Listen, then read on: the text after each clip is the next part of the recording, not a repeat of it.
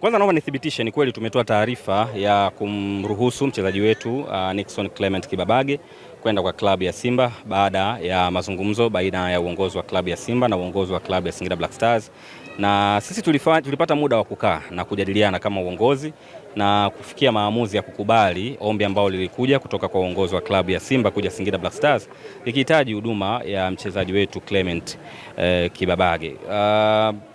Of course Simba wamepata mali kweli kweli.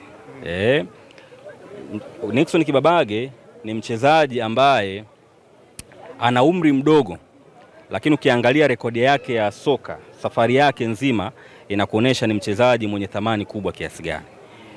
Na sisi tunaangaliaga zaidi, yani sisi hapa hatukumwangalia Simba kwamba tumempa mchezaji Simba bure au tumempa mchezaji Simba bila malipo. Sisi tulichoangalia ni mchezaji mwenyewe inaenda kumsaidiaje kwenye karia yake. Sisi tuna falsafa ambayo tunaiamini kwenye kuendeleza na kufungulia fursa kwa hasa wachezaji wazawa.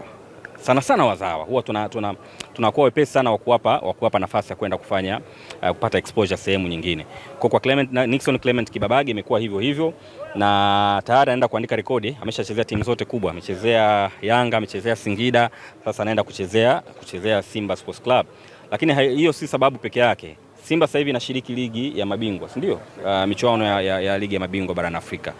Anaenda kushiriki moja kwa moja kwenye michuano hiyo. Kwa hiyo ni fursa kwake kuendelea kupata experience kubwa kwenye majukwaa makubwa ya kifootball, na kwetu sisi inakuwa ni fahari kuona tumekuwa sehemu ya mchango kwenye safari yake. Kwa watu ambao, na hapa niseme tu very serious, watu waache kuchukulia hivi vitu katika engo tofauti. Naona kuna wengine wanaanza kuwazodoa Simba Sports Club. Mama mnapewa bure, hapana.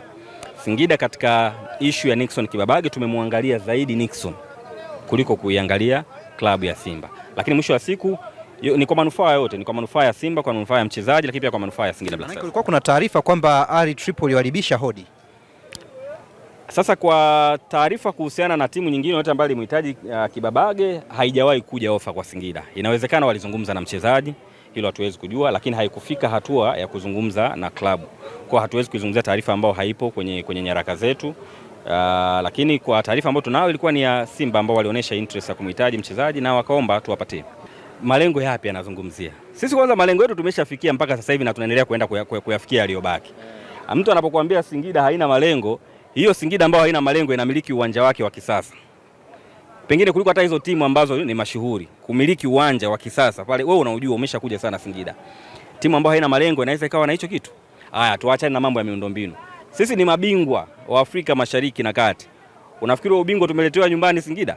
Tumeenda kuupambania pale katika mashindano ya Sekafa, tumekuwa mabingwa. Tunavyozungumza Singida tupo hatua ya makundi michuano ya kombe la shirikisho barani Afrika. Hayo sio malengo.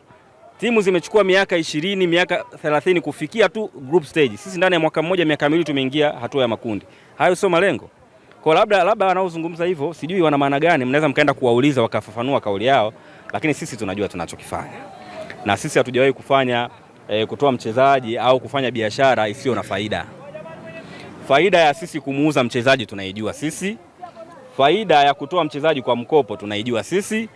Faida ya kumruhusu mchezaji kwenda sehemu nyingine bure tunaijua Singida Black Stars. Hakuna kinachofanyika kiolela. Kila kitu kinafanyika kwa mahesabu na kwa malengo mahususi. Na alhamdulillah mambo yetu yanatuendea sawa sawa. Vyuma vinaanza kushuka lini?